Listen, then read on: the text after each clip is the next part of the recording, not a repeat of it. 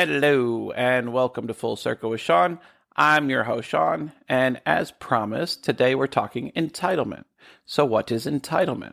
Entitlement is the belief that one inherently deserves privilege or special treatment without the corresponding effort or merit. So let's hunt these people down in our personal life. So if they're expecting special treatment in social settings, if they believe that they deserve success or recognition without hard work, if they have difficulty accepting criticism or feedback, or they have frequent feelings of being wronged or unappreciated.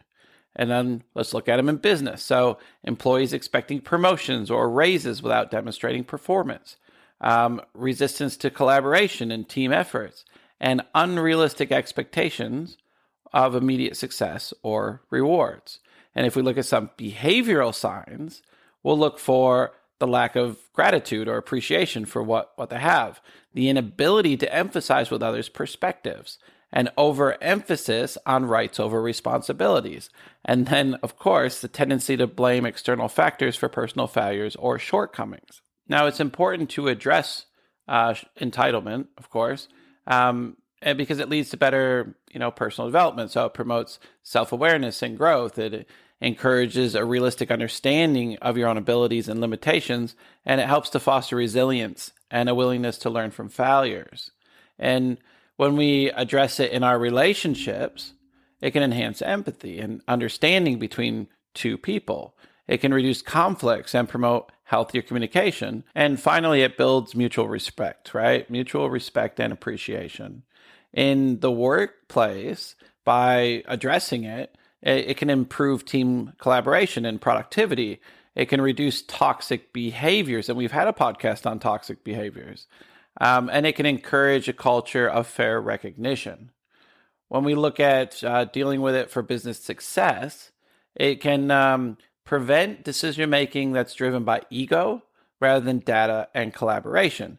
It promotes a healthy, adaptive community culture, and it helps retain talent by really fostering an environment of respect and appreciation. And now, if we feel that we're the ones that are entitled, and let's be honest, sometimes in some situations, we might feel entitled. We need to do a few things to help us try to get over that, right? We should try to overcome that. And we start by practicing gratitude and recognizing others' contributions. We then look at setting realistic goals and working diligently to achieve them. We embrace a growth mindset and learning from experiences. And finally, we seek feedback, and we try to be open to self-improvement. Let's break that down a little bit further. We want to cultivate gratitude. So we want to acknowledge and appreciate the efforts and kindness of others. And then we could even keep a journal to reflect on positive experiences and contributions. We want to set realistic goals, right? We want to establish achievable objectives that require effort and dedication. And then we want to recognize and celebrate small milestones and progress. We want to embrace a growth mindset. So we view challenges and setbacks as opportunities to learn and grow. And we want to focus on developing skills and improving through constant efforts. Seek and accept feedback. So we want to actively solicit constructive criticism from trusted sources. And remember, I said trusted sources. Use feedback to identify areas for improvement and personal development. We want to develop empathy. So we practice understanding and valuing other people's perspectives and their experiences. And then we want to engage in active listening, and that'll help us foster deeper connections and deeper insights. We want to take responsibility. So we own up to our own mistakes and our own shortcomings without shifting blame. And then we want to demonstrate accountability in our personal and professional situations. Then we want to practice humility. So acknowledge that you don't have all the answers and you can learn from others. And if you want to, go back and listen to my leadership podcast where I do talk a little bit about that. And then recognize the contributions and achievements of those around you. And finally, engage in self-reflection. I know, Sean said reflection again. Sean always says reflection because it's very, very important in your life. So regularly assess your attitude, behaviors, and beliefs. Identify instances where entitlement may have influenced your actions. Now, just to be clear, there is obviously a difference in confidence and entitlement, right? Confidence is actually very necessary in leadership and decision making and inspiring a team. But what happens is people get overconfidence. And when confidence crosses that line into entitlement, it can start leading to ignoring valuable feedback, overestimating capabilities, or even making rash decisions. Now, there are some self-assessment tools we can use to try to measure our own strengths, weaknesses, and preferences. And there's like the Myers-Briggs type indicator and the Big Five personality traits. So the Myers-Briggs is a personality assessment, and it's based on Carl Jung's theories of psychological types. And it identifies preferences in how people perceive the world and make decisions. And there's basically 4 different areas, right? So the first is extroversion versus introversion. And that's basically focuses on the outer world versus the inner world. There's sensing versus intuition, and the preference for concrete information versus abstract concepts. Then there's thinking versus feeling, and it's decision making based on logic or emotions and values. And finally, there's judging or perceiving, which basically shows if your preference is for structure and planning versus flexibility and spontaneity. So what would you use this for, right? And it's to really help you understand yours and others' personality preferences, and it can aid in career planning, team building, and conflict resolution. And then we look at the Big Five personality traits, right? And I'll tell you something about this one in a minute. So this one's pretty widely accepted and identifies 5 key dimensions. And it's based on a lot of research and empirical studies, right? So they basically say there's 5 traits. So openness to experience, and that's curiosity, creativity, and willingness to try new things. There's contentiousness, which is organization, dependability, and discipline. There's extroversion, which is sociability, assertiveness, enthusiasm. There's agreeableness, which is compassion, cooperation, and trust. And then there's neuroticism, which is emotional stability, anxiety, and moodiness. This test provides a comprehensive understanding of an individual's personality, and it's useful for personal development, workplace dynamics, and psychological research. Now, when I first got into business with 2 guys, and the ones that I got away from later, and you might have heard a little bit about that on a previous podcast, and I will go a bit further into some of the reasons and some of the things that you can look for in red flags in another podcast. I'm just working on how I'm gonna go through that. But they actually had me take this personality test. And you kind of try to overachieve to help other people and blah, blah, blah, blah. So it was quite interesting. So it was the first time that I'd been shown these kind of tests.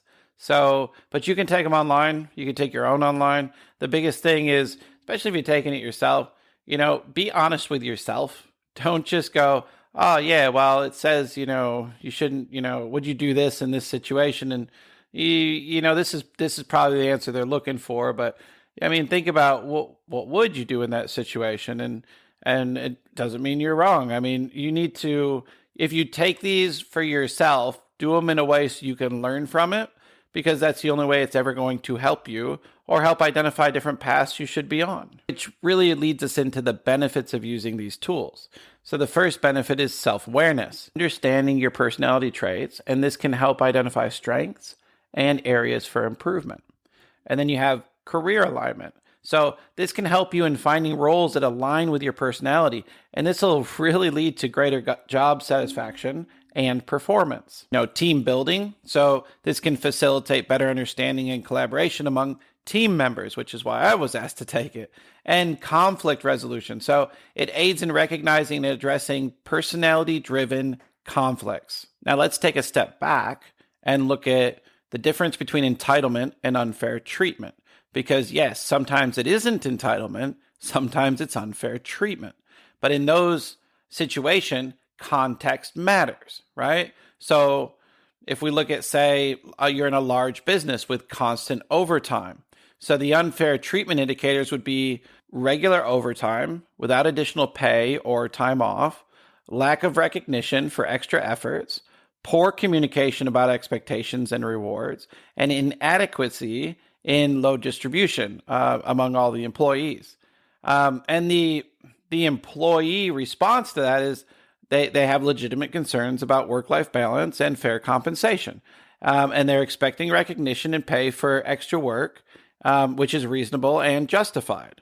But then let's change the context and let's look at a startup, right? So startup environment, high pressure, fast pace, limited resources. The expectation of long hours is due to the nature of a startup culture. Then compensation through competitive pay and employee shares is usually how they make that up. And then sometimes they don't.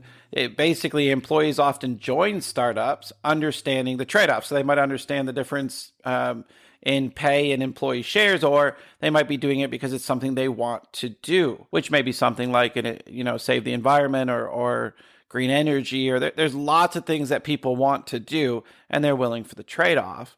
But, it's still, the company's responsibility for clear communication about compensation and future potential rewards.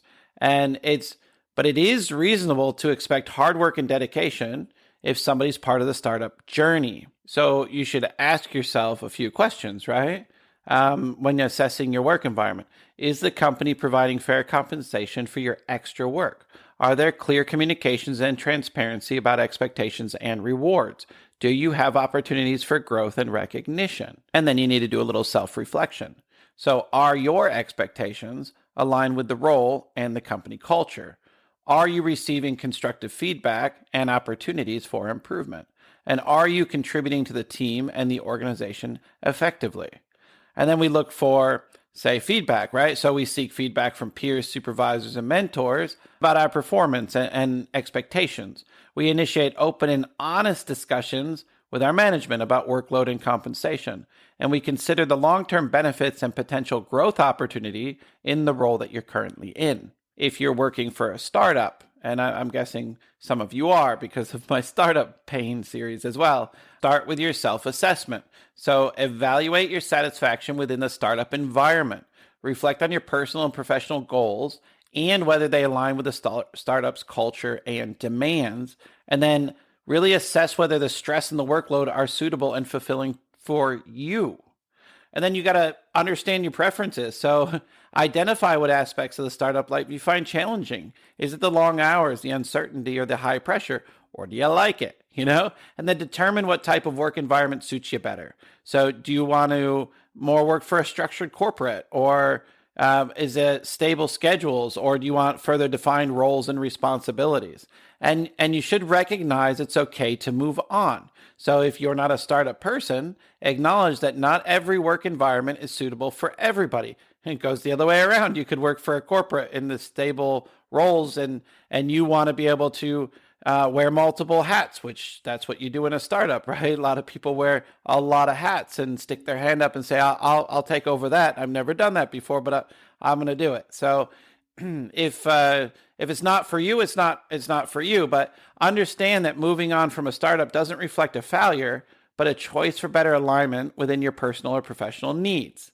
And you should be evaluating new opportunities, right? So you don't just go, okay, I'm gone, and not have a job either. But when you're there, you should be putting in 110%. So I'm not saying switch off and find a job and collect a paycheck. I'm saying do what you should be doing if you're moving on. So you want to research companies and roles that offer the stability and the structure that you prefer. You look for an organization with cultures that align with your values and work style. And you consider industries and roles where you can leverage your skills and experiences gained from your startup or from your other business if you worked from other business, or look for a startup based on what you've done in your corporate life, because there'll always be a million of them, right? What you want to make sure that you really do, though, is plan your exit strategy professionally. You always want to make a smooth transition. So whether you're going from one corporate job to the other corporate job, whether you're going from a startup to a corporate or a corporate to a startup, or no matter what you're doing, always ensure that it's a smooth transition and you maintain good relationships. If I had $1 for every time that there were abrasion with somebody whether it was an employee or, I worked for people in the past as well. And we smoothed it over, and the parting of ways was very professional. And I ran into them later in life, and I needed them or they needed me, and it was perfectly fine. And that will happen a lot. So never burn your bridges, right? But then like I've been saying the whole time, this is why you can take those personality assessments or, do the self-reflection and self-assessment and find the right fit. So you should try to find a role and a company where you can thrive and you can feel fulfilled. You definitely want to prioritize your work-life balance. And when I first came to Australia, I was taking an interview, right? Because I'm looking for a job when I first came. And I took an interview, and they said, one of the questions was, what do you see as a good work-life balance? And I'm American. So I was like, I go to work, right? And then I go home and I try to have a life when I'm not working. And they're like, no. And I'm like, well, I have no freaking idea. And they never told me. And I kind of get it now, work life, when you're off of work, but I'm in a startup environment. So where's the life, right? So anyways, I want to look for some work-life balance is what I'm trying to say. And a place where you can have career growth and job satisfaction. Okay. You want to find something that you dream about doing. If you like to come home and garden, find a job that's doing something in gardening. I mean, you find your passions, you stick with your passions, and you'll be fulfilled in your life when you're at work as well. And I know we're kind of on entitlement, but all of this matters, right? Because sometimes you're feeling entitled because you're in the wrong place. So maybe you just need to find your place. Now, there's a lot of resources that can offer a lot of practical advice and strategies for overcoming an entitled mindset. So you can look at a book called The Entitlement Cure, Finding Success in Doing Hard Things the Right Way. And that's by John Townsend. You have tons of articles. So how to overcome a sense of entitlement. That's even in Forbes, right? Recognizing and dealing with entitlement in the workplace. And that's Harvard Business Review. Just to mention as well, John Townsend also has a podcast called The Entitlement Cure. So, and it's all about themes from his book. And then there's online courses and workshops. So overcoming entitlement. LinkedIn Learning even has dealing with entitled people.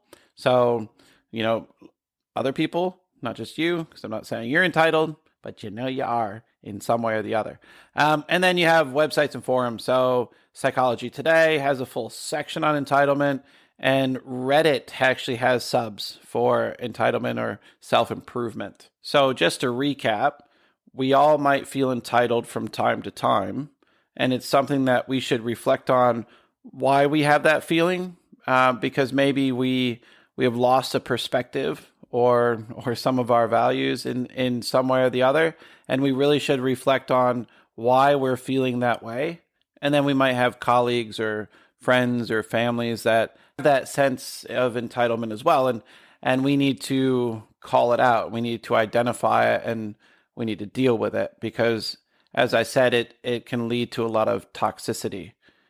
Both in your life, in your personal life, and in your workspace. So sometimes it is about getting to know yourself better and finding a place where you fit better. And sometimes it's getting out of a place that you have to deal with people that have that mindset, and it's not healthy for you. So yeah, thanks for joining me on Full Circle with Sean today. And our next episode will be back into startup pain. And we'll be talking about the complex challenges and considerations of hardware products versus software products, and even some of the impact it has on investors and so on. So look forward to chatting with you then.